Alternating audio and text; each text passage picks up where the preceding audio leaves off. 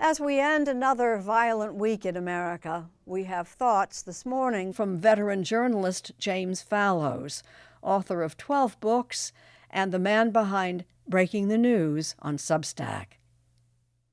The ordinary days or weeks roll by.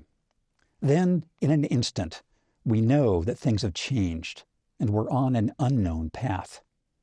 These moments of sudden awareness that history is happening around us, but confusion about its shape and theme, are unforgettable and painful.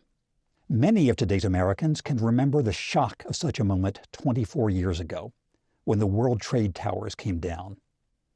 Now, with the gun killing of Charlie Kirk, following the gun killings of Melissa and Mark Hortman in Minnesota, and the many other escalating acts of U.S. political violence, on top of endless school shootings, we have entered another such time. Political gun murders have written too much of American history, from Abraham Lincoln onward. But I can remember when routine political violence was a major factor in daily life and in government. President Kennedy died at 1 p.m. Central Standard Time. John F. Kennedy was murdered. Then Martin Luther King, followed by Robert F. Kennedy. Gerald Ford survived 2 close-range shooting attempts. Ronald Reagan was shot but recovered. Around the world, politics and violence merged. What do I take from those times? 2 things. One is that the cycle of political violence is far more damaging, self-reinforcing, and long-lasting than people who have not lived through it can imagine. Loose talk about vengeance and civil war is playing with catastrophe. The more powerful the speaker, the more dangerous it is. Real American life is far less fractured than the polarized warfare of social media.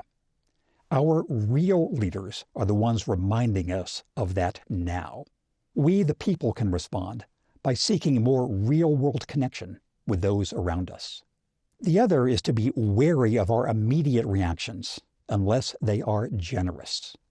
24 years ago, New Yorkers rushed to support one another.